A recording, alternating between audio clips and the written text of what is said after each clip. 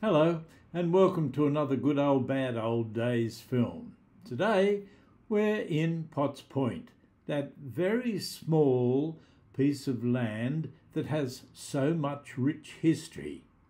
It was in 1822 that Judge Advocate Wild was given the land grant of what had originally been called Paddy's Point, and he didn't even get time to change it to Wild Point because he flicked it on in what became the first of many real estate deals. In this case, he sold a good portion of the land to Mr. Potts, who was the accountant at the Bank of New South Wales.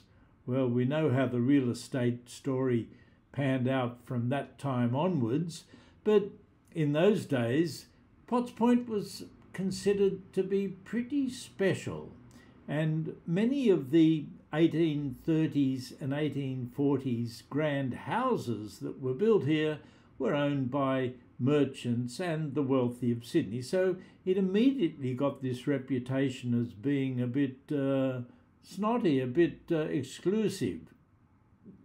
In those days, you couldn't travel from Potts Point directly into the city because the William Street development didn't happen until the late 1840s. So if you wanted to get into the city area, the main area of the colony, you had to go along Darlinghurst Road, past the jail, and then turn right and go down via Oxford Street. The Potts Point that we know today is really special. It has the highest concentration of Art Deco buildings and Art Deco elements, and also that between the war architectural expression than anywhere else in Australia. There are some key buildings, and as we know, we've had to be, and we must continue to be, vigilant to save these buildings. We all know the fight to keep the grand terraces of Victoria Street, which is part of Potts Point, and a really beautiful street that it is.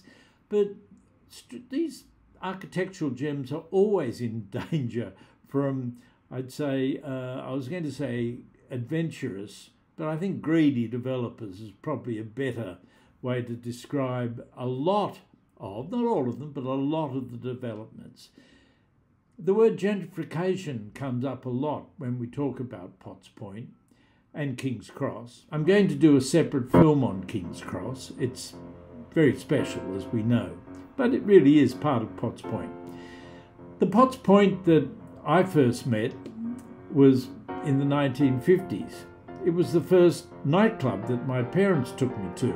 I think it was also the last, but in those days I recall Potts Point and Macleay Street being the main artery, was very special. It was certainly sophisticated. There were lots of nightclubs and lots of restaurants in the area.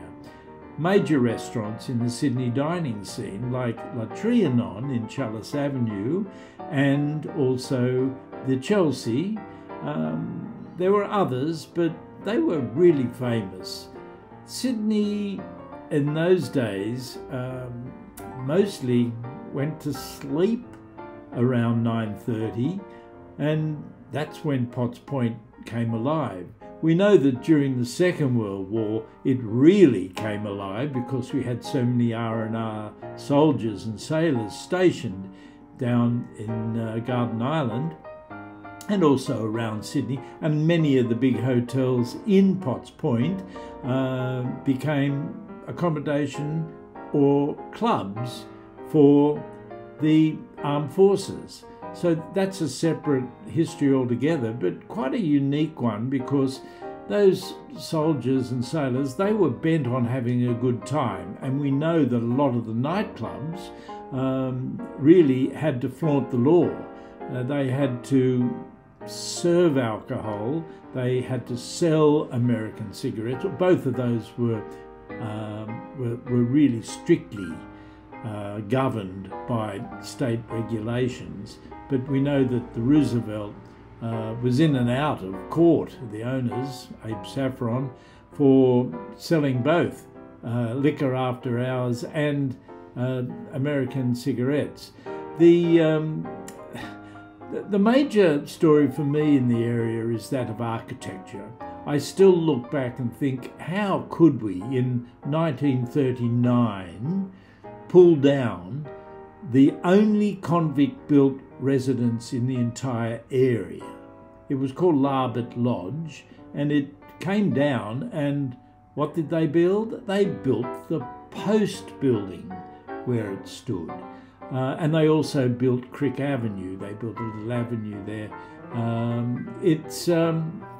It's astonishing that we had that insensitivity to sort of architecture.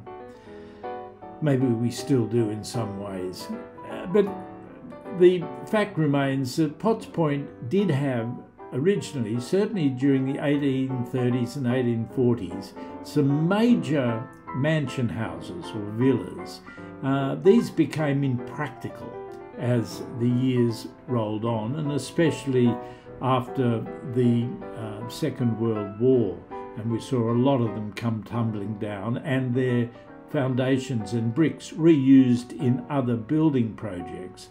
We also know that pre the Great Depression, which hit badly in Australia in 1931, we were having a building boom, and many of our important buildings went up in the 1920s. And then after the Depression started to ease off, they returned to build in the late 30s a lot of grand buildings, including the Minerva Theatre, which became the Metro Theatre, but it was the Minerva Theatre when it opened in 1939, and there was an adjoining building which fronted Macleay Street called the Minerva Buildings as opposed to the theatre, and you'll notice from the photograph that they had beautiful little fir trees on the awning.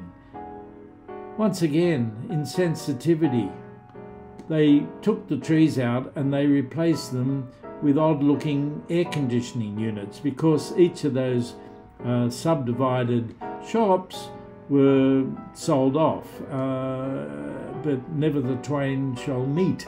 I wish that they'd pull all the air conditionings off the awnings today and put the trees back in. I'm sure it would add to the streetscape beautifully, as would painting the building one colour rather than a patchwork of colours. The accommodation areas in Potts Point, because Potts Point is a people's area, we have to realise that in the beginning of the 20th century, there was a move for a lot of people to actually move into flats and apartments. This was very different from the rest of Australia. We saw lots of flats going up in King's Cross, Elizabeth Bay, and in Potts Point. And many of the big houses became boarding houses, and in a way that preserved them from coming down with the wrecking ball, because people could make an income by having one-room apartments with a landlady. Lots of stories about fierce landladies in Potts Point. But some significant buildings, when you look at some old film footage, for example, of Macleay Street, one from 1929 showed the Manar building as a headline saying "Towering Flats of Sydney." That wasn't that towering in Manar. The one on the street, built in 1928, opened in 1929, certainly was new and handsome, but down the road at Kingsclear on the corner of Greenough Avenue, that building, which was really towering, had many apartments and, as I said, built in 1912. Down the opposite direction, where you had the Macleay Regis, that was also a special Art Deco period building, because it was the first building in Sydney of flats that each apartment, each flat, had its own balcony. That made it special as well.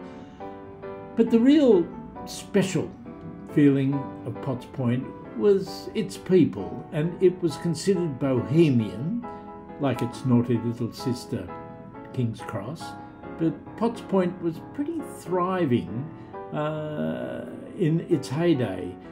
My favourite site on the street was definitely the 1876 built house called Prestonville.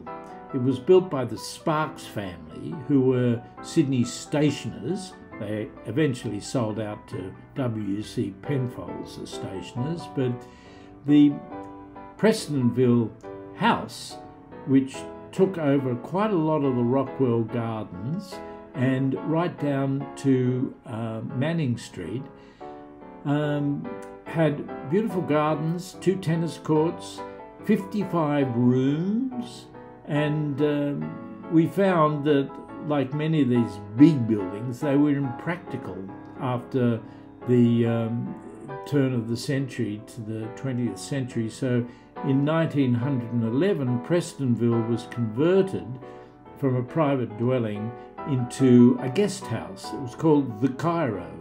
It was quite a place. A lot of country people stayed there. It was considered the place to stay, and it had an ongoing program of fetes, concerts, had restaurants and bars, and it must have been throbbing. I've seen reports of the music going till 2 a.m. in the morning. Wouldn't get away with that now, would they? Anyway, it eventually went up for sale, the guest house, and in 1950 the city of Sydney was about to purchase the land and turn it into a public park, but they were gazumped, and they eventually bought where Manamara was, up there where Fitzroy Gardens exist today. So that was the instead of. What happened to the site of Prestonville and the Cairo? Well, it became the Chevron Hilton, the most celebrated international hotel in Australia. It had a cabaret room that had everybody from the Beach Boys to Shirley Bassey to Frances Faye, gay, gay, gay, as she used to promote herself. And it had lots of restaurants, and it prided itself, the hotel, on supplying everything anytime, whatever that means. And down the road there was another hotel opened in the 60s called the Rex, which had the famous Bottoms Up bar, which saluted the area's bohemian nature and certainly its gay and lesbian history. So the story of Potts Point is one of bohemia being a bit gentrified, and also one of architecture. It's a fascinating story, and that story continues to this day.